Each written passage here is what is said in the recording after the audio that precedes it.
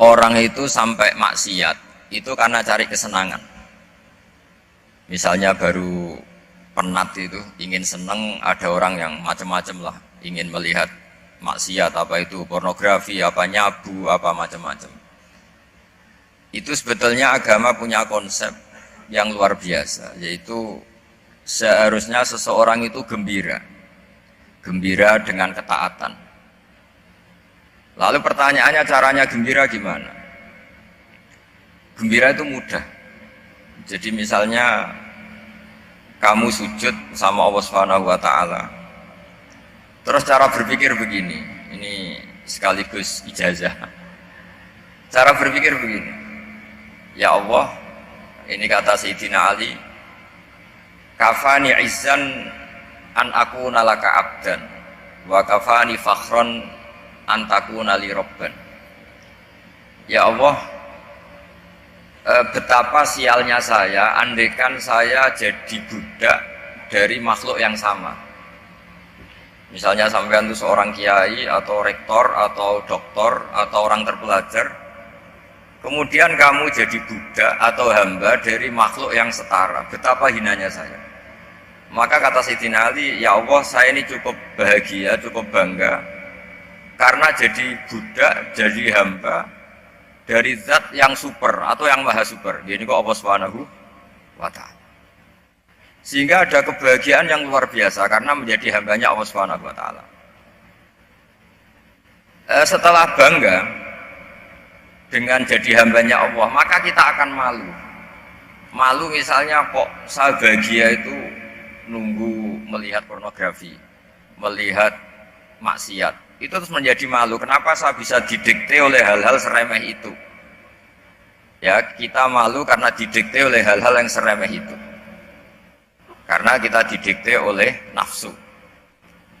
Jadi izzatun nafsi, satu harga diri seseorang itu harus dihidupkan untuk hanya tunduk kepada Allah Subhanahu wa ta'ala. Ketika ada seorang pemuda yang ya karena mungkin pemuda ya, dia itu mau masuk Islam, tapi uniknya kata pemuda tadi, saya masuk Islam tapi asal dibolehkan bebas zina. Jadi ini agak sableng gitu. Jadi mau masuk Islam syaratnya dibolehkan apa? Zina atau free sex gitu. Karena orangnya agak hiper. Itu Nabi tidak langsung mengancam dengan neraka enggak. Ketika mau pamit gitu semua sahabat melarang. Mah itu jangan, kamu jangan soal Nabi, itu permintaan yang nggak masuk akal. Setelah lama ditahan, terjadi kegaduhan di masjid, Nabi dengar itu ada apa itu? Itu ada pemuda yang mau masuk Islam tapi yasta'dzinuhu fi zina, tapi mereka minta izin Nabi untuk tetap boleh zina.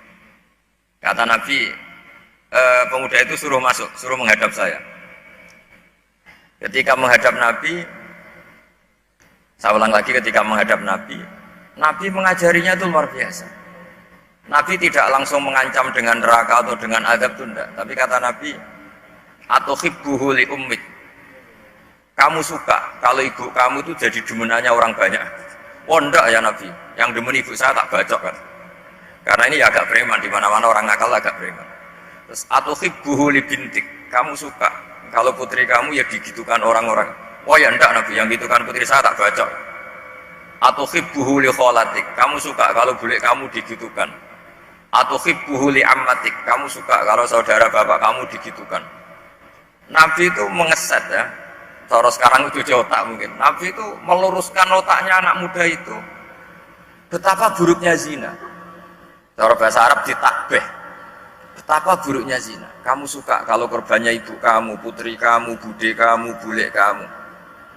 Sehingga orang itu matur, ya hasbuka ya Rasulullah, ini sudah cukup. Saya tidak pernah melihat sesuatu seburuk zina.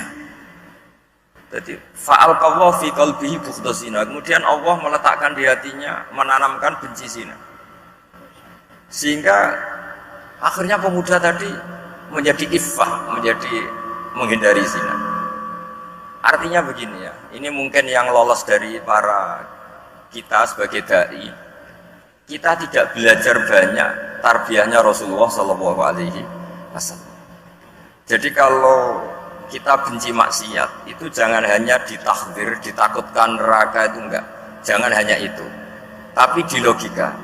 Ini Pak, Oh, sama iya. kurang Oh, iya. sama kurang dekat. Jadi kalau kita menghindari maksiat itu selain karena takut azab, itu ada logika, ada rangkaian pikiran yang menjadikan kita anti satu perbuatan apa maksiat.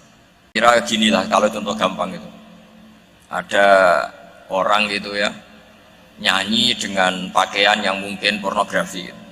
Mungkin pemuda-pemuda ingin melihat itu, tapi bisa dibati gini, kok enak dekne mergawe kok tak bayar ya, aku kehilangan duit. Meskipun dengan logika yang agak serampangan, yang penting menjadi kita ini punya harga diri untuk tidak tergantung hal-hal seperti itu. Sehingga Nabi itu cara menggambarkan tadi mulai atau hibbuhu li ummi. Kamu suka kalau ibu kamu jadi demenannya orang lain. Pemuda tadi bilang yang demen ibu saya mau saya bunuh. Ditambah lagi atau hibbuhu li bintik. Bagaimana kalau korbannya putri kamu, bule kamu, bude kamu. Sehingga terus si pemuda tadi betapa buruknya zina, betapa murahnya zina. Akhirnya pemuda tadi al-qawwa fi qalbi bughda zina. Terus kemudian pemuda tadi itu sangat membenci dengan apa? Berzina. Nah, pikiran-pikiran seperti ini harus kita tanamkan. Harus kita tanamkan supaya orang itu benci melakukan maksiat.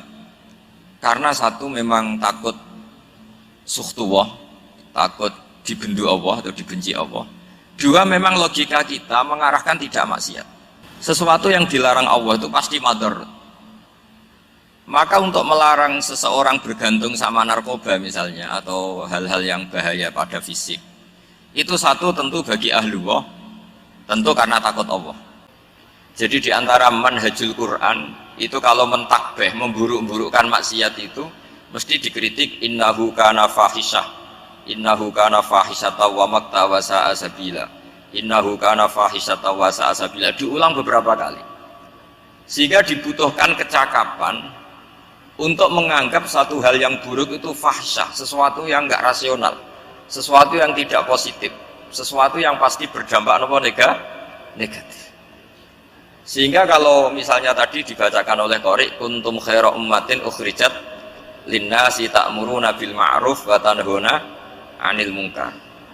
Untuk berhenti dari kemungkaran itu satu takbihun litil kal mungkar atau litil kal mungkarat, bahwa mungkarat itu kita cap, kita stigmasi bahwa itu buruk sekali.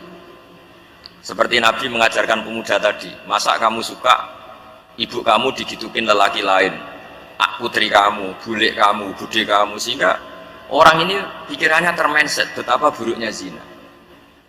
Sama seperti kita sukses memindset betapa buruknya narkoba, betapa buruknya bahan-bahan terlarang. Begitu juga seterusnya, terus pengkhianat dan sebagainya. Tapi problem manusia adalah dia itu akan mencari kebahagiaan atau kesenangan sesaat. Maka caranya gimana?